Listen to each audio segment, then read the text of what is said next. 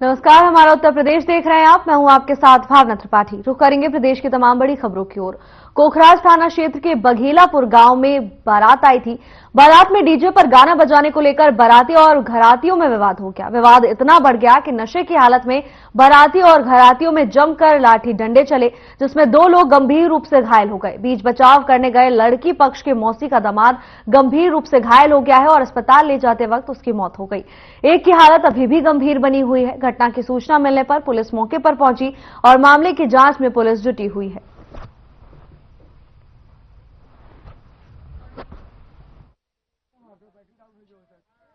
क्या घटना हुई है? भाई साहब, हमारा ग्राम बरई बंधवा, जिला कौशाम्बी, थाना करारी। मेरा भाई बबलू सरोज पुत्र वासुदेव, उन्होंने अपनी औरत के मौसी के लड़की की शादी में दावत के लिए गया था। वहां डीजे को लेकर कुछ बारातियों और घरातियों में झगड़ा हुआ।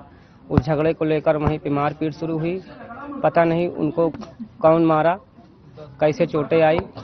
उनको वहीं पे से हॉस्पिटल ले जाया गया। उनको गंभीर चोटें आई और ले जाया गया। वहां डॉक्टरों ने उन्हें मृत घोषित कर दिया। अभी आज सुबह सूचना मिली थी कि करारी क्षेत्र के रहने वाले एक बबलू पासी हैं, जो अपने परिवारजनों के साथ गए हुए थे कोखराज थाना क्षेत्र में अपने रिश्तेदार के यहाँ, जहाँ शादी थी, उसको अटेंड करने। वहाँ किसी बात को लेकर के, वहाँ नाच गाने को लेकर के, डीजे को लेकर के, ये क्लियर नहीं है अभी।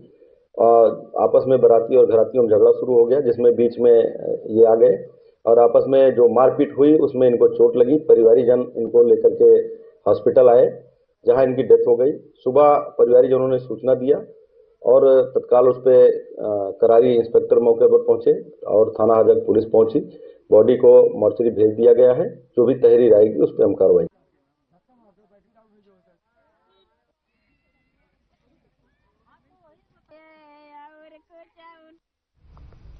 खबर बुलंदशहर के खुर्जा क्षेत्र से है, जहां बीडीए ने अवैध निर्माण पर लैंड माफियाओं पर बड़ी कार्रवाई की है। खुर्जा NH 91 स्थित ओयो होटल और अवैध कॉलोनियों पर बीडीए का बुलडोजर चला है। बताया जा रहा है कि 41 बीघा क्षेत्रफल में बसाई जा रही अवैध 4 कॉलोनियों पर बीडीए ने बुलडोजर एक्शन लिया है। करोड़ों रुपए की लागत से बने अवैध निर्माण को बुलडोजर ने जमींदोज कर दिया।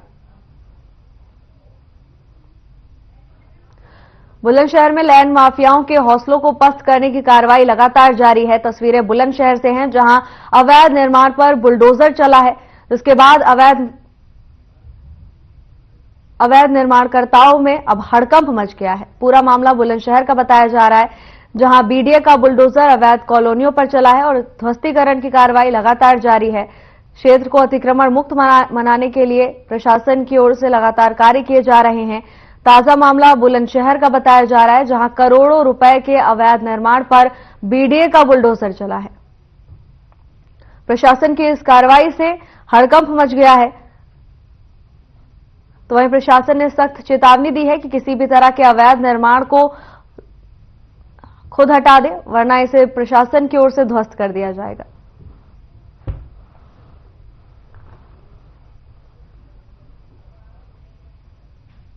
खबर कौशाम्बी से है, जहां LLB का पेपर देकर लौट रहे 3 छात्र गंभीर रूप से दुर्घटना का शिकार हो गए। बता दें कि तीनों छात्र LLB का पेपर देकर बाइक से घर वापस लौट रहे थे और रास्ते में छात्रों के सामने नीलगाय आ गई, जिससे उनकी टक्कर हो गई। टक्कर लगने से तीनों छात्र गंभीर रूप से घायल हो गए हैं। हादसे के बाद पुलिस मौके पर पहुंची है और पुलिस ने घायलों को इलाज के लिए जिला अस्पताल भेज दिया है।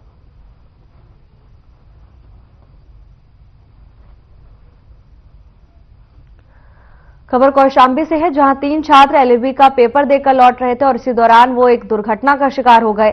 आपको बता दें कि नीलगाय के सामने आने से उनका वाहन अनियंत्रित हो गया और इसी दौरान तीनों छात्र दुर्घटना में बुरी तरह से घायल हो गए हैं, जिन्हें पुलिस ने एम्बुलेंस की मदद से अस्पताल पहुंचाया। अस्पताल में तीनों का इलाज जारी है। तो वहीं पुलिस भी तुरंत घटनास्थल पर पहुंची और पुलिस पूरे मामले की जांच में जुटी हुई है। हालांकि अभी तक बताया जा रहा है कि नीलगाय के सामने आने से यह हादसा हुआ है।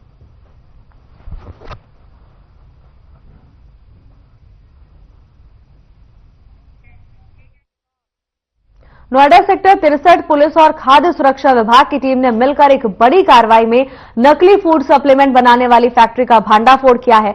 मौके से 3 लोगों को गिरफ्तार किया गया जो नकली प्रोटीन और कैप्सूल बनाकर ऑनलाइन प्लेटफॉर्म के जरिए सप्लाई कर रहे थे। पुलिस ने फैक्ट्री से प्रोटीन और कैप्सूल के हजारों डिब्बे, फर्जी रैपर, पैकिंग और प्रिंटिंग मशीन, 10 बोरे पाउडर और अन्य सामान जब्त किया है। जब्त सामान की कीमत करीब 50 लाख रुपए आंकी गई है। जांच में सामने आया कि आरोपी सस्ते दामों पर कच्चा माल खरीदकर नकली सप्लीमेंट तैयार करते थे। इसके बाद अपनी कंपनी के नाम के रैपर लगाकर इन्हें असली बताकर 4 से 5 गुना कीमत पर बेचते थे। इनका मुख्य ग्राहक वर्ग ऑनलाइन ऑर्डर करने वाले फिटनेस प्रेमी युवक युवतियां थी। पुलिस अब इन आरोपियों के नेटवर्क की विस्तृत जांच कर रही है और ये पता लगाने की कोशिश कर रही है कि नकली माल कहां-कहां से सप्लाई किया गया है।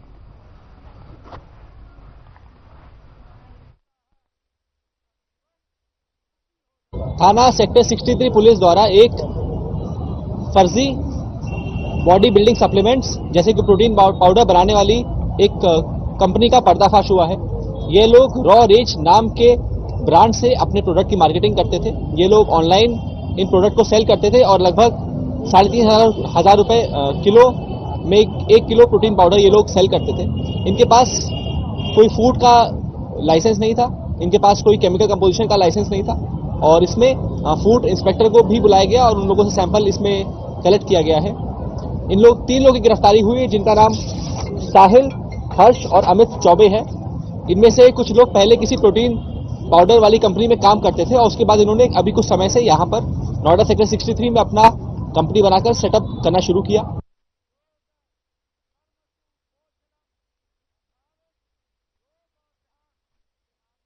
बिहारीगढ़ के शेरपुर गांव से बारात लेकर गागल हेड़ी पहुंचा था दूल्हा।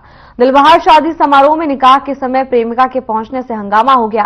केरल से आई दूल्हे की प्रेमिका ने दूल्हे को अपना प्रेमी बताते हुए निकाह रुकवा दिया। लड़के पक्ष ने दूल्हे और उसके पिता को बंधक बनाकर पुलिस को सौंप दिया है।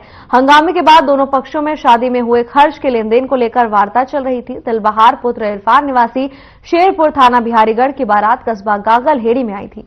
दूल्हे की प्रेमिका ने बातचीत में बताया कि वो 7 साल से दिलबहार के साथ रिलेशन में है। जैसे ही उसे दिलबहार की शादी की खबर मिली तो केरल से यहां आ गई। दूल्हे की प्रेमिका ने दिलबहार से रिलेशन के फोटोग्राफ भी लड़की वालों को दिखाए। दोनों पक्षों की आपस में समझौते की बात चल रही है। मामला थाना गागल हेड़ी क्षेत्र का बताया जा रहा है।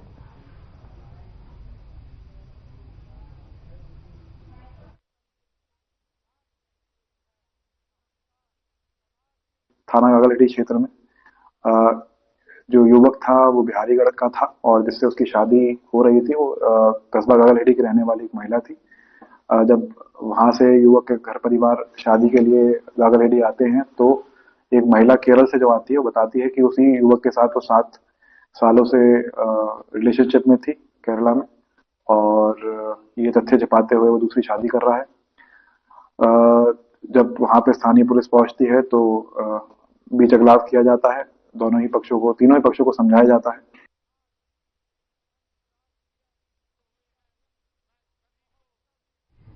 हाल ही में स्टैंड अप कॉमेडियन सुनील पाल के किडनैपिंग का मामला सामने आया था और अब अभिनेता मुश्ताक खान के अपहरण की खबर सामने आई है। दरअसल फिल्म अभिनेता मुश्ताक खान को मेरठ में आयोजित एक पुरस्कार समारोह में बुलाने के बहाने अपहरण का शिकार होना पड़ा।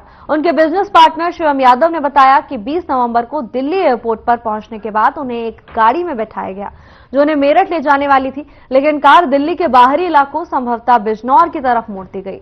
अपहरणकर्ताओं ने मुश्ताक खान को लगभग 12 घंटे तक बंधक बनाकर रखा और 1 करोड़ रुपए की फिरौती मांगी। जब वो रकम पूरी नहीं दे सके तो उनके और उनके बेटे के खातों से 2 लाख रुपए ट्रांसफर कर लिए गए। मौका देकर वो उस घर से भाग निकले और स्थानीय लोगों की सहायता से सुरक्षित वापस मुंबई पहुंच गए हैं। बिजनौर में एफआईआर दर्ज कराई है और पुलिस मामले की जांच में जुट गई है।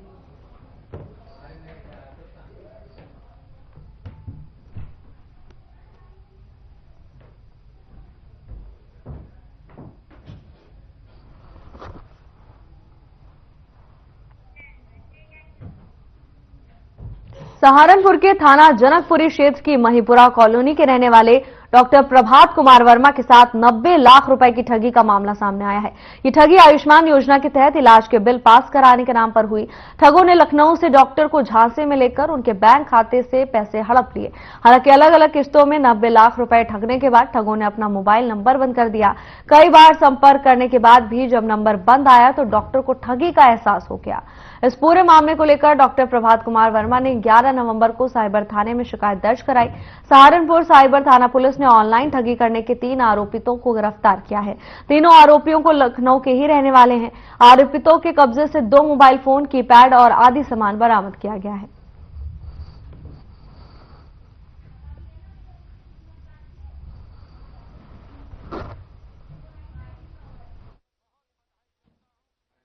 जी, कुछ दिनों पूर्व ये थाना साइबर क्राइम जो है हमारा सहारनपुर में है, उसमें एक डॉक्टर साहब के द्वारा तहरीर दी गई थी कि जुलाई माह से लेकर अगस्त माह के बीच में उनको काफी कॉल आए, जिन्होंने उनको बताया कि वो लखनऊ से बोल रहे हैं और उनकी विभाग में अच्छी पहुंच है और जो आयुष्मान से जो पेंडिंग बिल जो है उसको क्लियर करा देंगे वो। और इसी बात का लालच देकर वो उससे टोटल उन्होंने 90,30,000 रुपए ठग लिए थे। साइबर थाने में मुकदमा पंजीकृत होता है।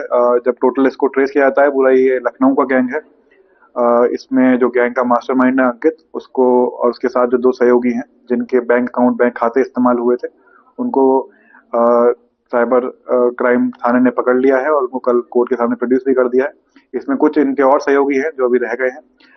इनके द्वारा जब पूछताछ की गई तो बताया गया कि ये इन्होंने जितना भी पैसा है वो जुए में और बाकी जगह अपने शौक पूरे करने में इन्होंने खर्च कर दिया है, लेकिन फिर भी रिकवरी के लिए अभी टीम अग्रसर है। काफी प्रयास किया जा रहा है कि इनमें उत्तर प्रदेश शासन के निर्देश के अनुसार एक समाधान योजना लागू की जा रही है। जो लोग अपनी बिजली का बिल एक बार में नहीं भर पाते हैं, वो अब अपना रुका हुआ बिजली का बिल आसान किश्तों में भर सकते हैं। ये योजना 46 दिन की अवधि तक चलेगी, जिसमें कोई भी सरकारी छुट्टी सम्मिलित नहीं होगी। आगामी 15 दिसंबर से लेकर 31 जनवरी 2025 तक ये लागू रहेगी। इसके साथ ही एक मुसलमान योजना को भी लागू किया जा रहा है, जिसे 3 चरणों में लागू किया जाएगा। प्रथम चरण 16 दिन, द्वितीय चरण अगले 15 दिन और तृतीय चरण अगले 16 दिन तक लागू रहेगा।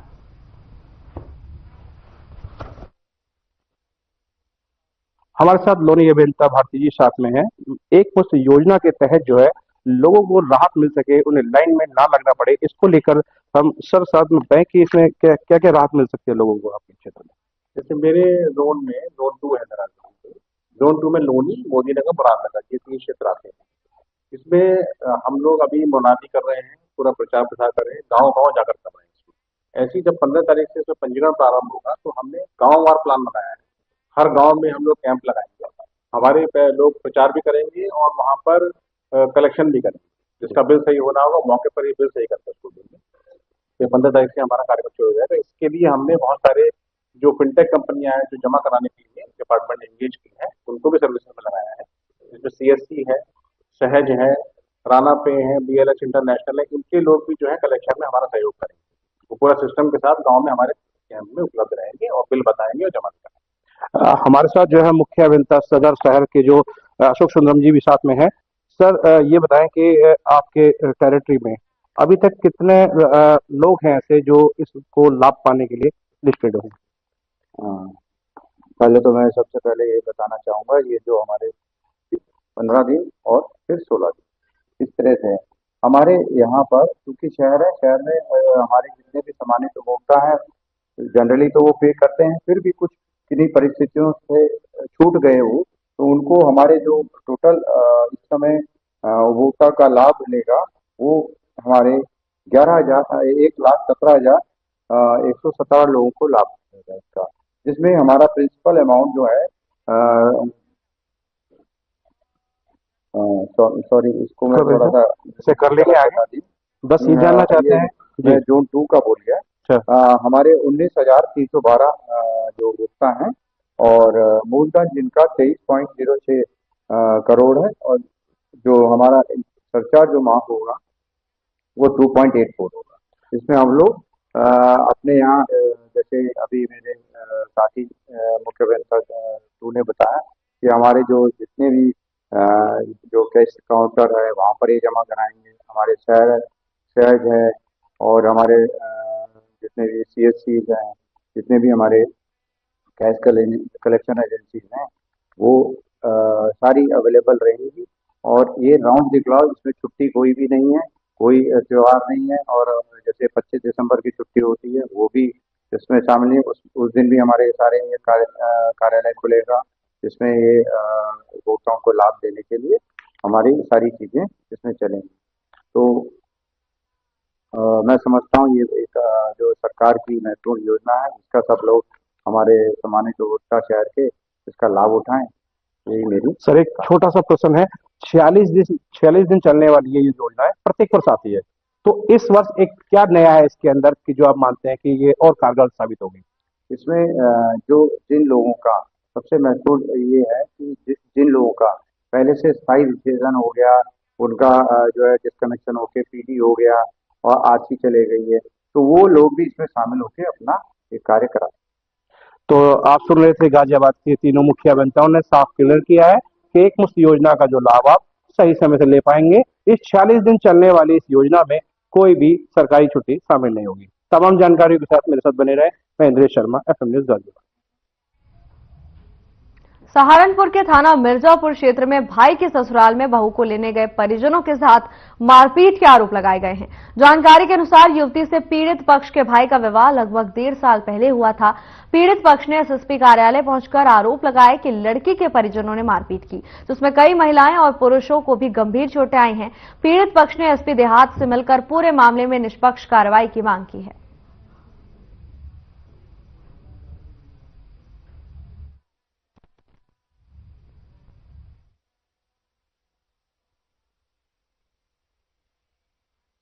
मामला था जी लड़की का, लड़की लेने गए थे, मरते मारपीट करी उसने। इसकी शादी हुई है वहाँ पर? भाई की शादी हुई। अच्छा, कब गई वहाँ पर, कब गए थे और मारपीट कब की? कौन लोग थे वो? कल गए थे जी, लड़की का भैया है, ताया चाचा के लड़के हैं, सब थे। क्या क्या नाम? नाम तो शायद पता नहीं, 2-3 का पता है। अच्छा, रमजान है भाई का नाम। अच्छा, बाकी मोहल्ले के थे, ताया चाचा के थे। अच्छा, संबंधित थाने एक लड़का रईस है जी। अजी कल इस तरह हुआ, मतलब मेरी भाई जो है वो मरती भी है वह, तो वो घर गई हुई थी, आपस में होएगा था, उनमें कोई बोलचाल और मर्द में। फिर उन्होंने कहा आप जी, हम कहने लगे, मैं कहा जी हम लेने आएंगे। फिर उन्होंने कहा आ जाओ, 2 आदमी बैठ कर बात कर लेंगे। फिर उन्होंने हम बुला लिया, वहाँ कहने लगे बैठ जाओ कोई बात नहीं। हम बैठ गए वहाँ, हम अपनी बातों में उलझा के उन्होंने पीछे से लटबाजी कर दी हमारे पास। अच्छा, कौन लोग थे वो? जी पता नहीं, उसके भाई ने उन पे फोन किया। जिन्होंने आपको बुलाया था वो कौन लोग थे, क्या क्या नाम है? रमजान था जी, उसके चाचा का लड़का था, और जो वो लड़की थी।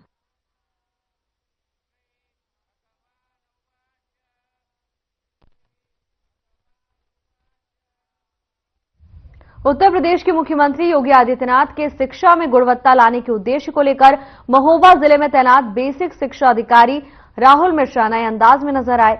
BSA ने बाइक और स्कूटी पर सवार होकर जिले के पनवाड़ी विकासखंड के 1.5 दर्जन से अधिक विद्यालयों का निरीक्षण किया, तो वो शिक्षकों की लापरवाही को देखकर खुद हैरत में पड़ गए। आधा दर्जन से ज्यादा विद्यालयों में सुबह 9 बजे के बाद भी ताला लगा हुआ था, तो कुछ विद्यालयों के बच्चे विद्यालय के अंदर और शिक्षक विद्यालयों से नदारद मिले। अध्यापकों के द्वारा शिक्षा की व्यवस्था को बदहाल करने की मंशा पर BSA ने कड़ा रुख अपनाया है। इसी क्रम में BSA ने सभी लापरवाह अध्यापकों को ऑनलाइन पोर्टल में अनुपस्थित करते हुए 1 दिन का वेतन काटने के निर्देश दिए हैं।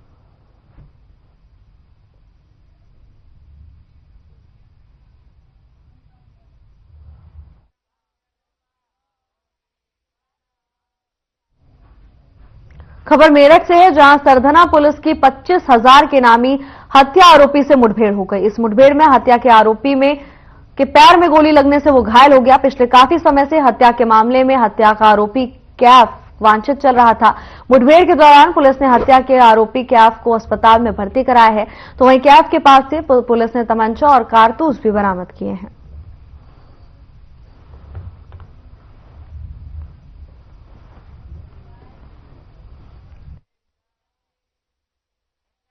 थाना सरधना क्षेत्र में सरधना की पुलिस टीम के द्वारा कालंद गांव है, वहां पे नहर की पटरी है, उसके आसपास पेट्रोलिंग की जा रही थी। एक संदिग्ध व्यक्ति उधर से आता हुआ दिखाई दिया। उसको जब रुकने का इशारा किया गया तो उसने अचानक पुलिस पार्टी पे फायर कर दिया। पुलिस टीम द्वारा सेल्फ डिफेंस में जब फायरिंग का जवाब दिया गया तो वो घायल हुआ है। उसको प्राथमिक उपचार के लिए हॉस्पिटल में भेज दिया गया है और उसकी पहचान कैफ नामक व्यक्ति के रूप में हुई है।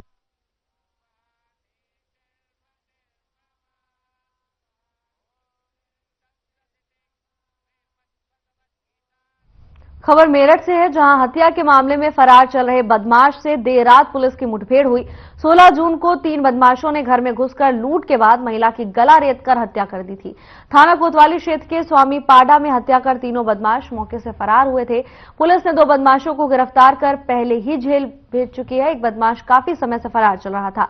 फरार बदमाश पर पुलिस ने 25,000 का इनाम घोषित किया था, तो वहीं घायल बदमाश को इलाज के लिए जिला अस्पताल में भर्ती कराया गया है।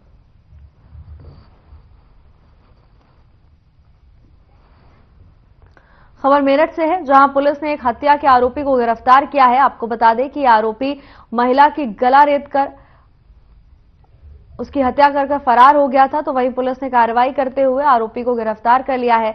इससे पहले बदमाश ने पुलिस पर फायरिंग की थी, तो वहीं जवाबी कार्रवाई में बदमाश के पैर में गोली लगी है, जिसे इलाज के लिए अस्पताल में भर्ती कराया गया है।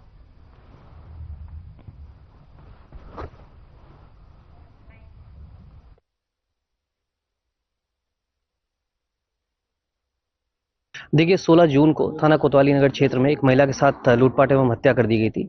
इसमें 3 आरोपियों के नाम प्रकाश में आए थे, जिसमें से 2 आरोपियों को पुलिस ने गिरफ्तार कर लिया था तथा इसमें से एक जो आरोपी था उमर, वो फरार चल रहा था। उसके ऊपर 25,000 रुपये का इनाम भी था। आज देर शाम थाना लोहिया नगर पुलिस को सूचना मिली कि ये शॉपलेक्स मॉल से ये बजोट पुलिया है, उसकी तरफ आता हुआ देखा गया है। सूचना मिलते ही पुलिस द्वारा बजोट पुलिया के पास चेकिंग शुरू की गई।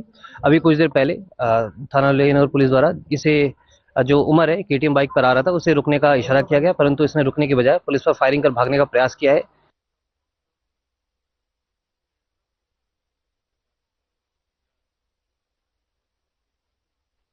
मेरठ में अब 21 से 25 दिसंबर तक मेरठ महोत्सव का आयोजन होगा।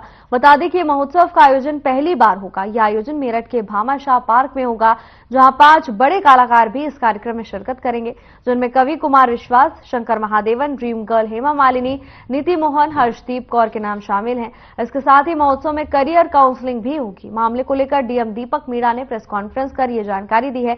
महोत्सव में 75 जिलों के 75 स्टॉल्स लगेंगे। लोकल आर्टिस्ट को भी मंच मिलेगा। साथ ही T20 मैच के साथ स्पोर्ट्स के कई इवेंट भी होंगे और 25 दिसंबर को 2 किलोमीटर की मैराथन भी होगी।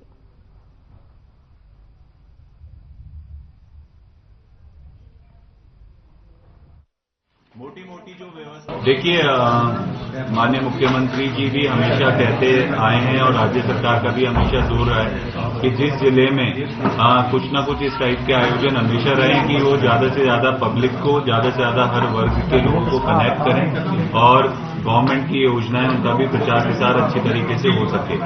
तो इस बार मेरठ महोत्सव 5 दिन के लिए पहली बार हम लोग भामाशाह पार्क में इस बार आयोजित कर रहे हैं और इसमें ये एक तरीके का म्यूजिक फेस्टिवल भी, एक तरीके का आर्ट एंड लिटरेरी फेस्टिवल भी, एक तरीके का जितने भी हमारे जनपद के अलग अलग वर्गों की जो समस्या है उनसे संबंधित वर्कशॉप और सेमिनार्स भी, जो सूफी गायिकाएं और 5वें आपके जो बनाई गई है। मोटी मोटी जो व्यवस्था है। मेरठ में संदिग्ध परिस्थितियों में विवाहिता की मौत हो गई, जहां घर के अंदर बेड पर विवाहिता का शव पड़ा हुआ मिला। हत्या की वारदात के बाद परिजनों में कोहराम मच गया। सूचना मिलते ही पुलिस मौके पर पहुंची और पुलिस ने शव को पोस्टमार्टम के लिए भेज दिया है। फिलहाल पुलिस मामले की जांच में जुट गई है। घटना के बाद परिजनों ने महिला के पति पर हत्या का आरोप लगाया है। घटना के बाद महिला का पति राजू मौके से फरार है। पुलिस उसकी तलाश कर रही है। मामला थाना कंकरखेड़ा क्षेत्र के लखवाया गांव का बताया जा रहा है।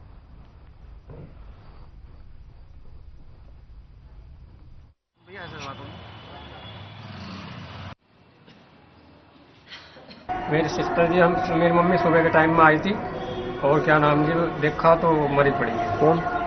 मेरी सिस्टर। क्या नाम था? सीमा। कैसे? ये पता नहीं, जो हमारा जो मेहमान था जो वो मार के भागा। क्या नाम उसका? राजू नाम है। अच्छा, क्या विवाद चल रहा था इनके बीच? इनके दिल में कुछ नहीं चल रहा था वैसे, लेकिन वो पी का हुआ था जी, और इनका झगड़ा हुआ था। अच्छा, बस रहने वाला ये इलाहाबाद इंडिया गांव पड़ा है, उसके आसपास। यहाँ कब से रह रहे?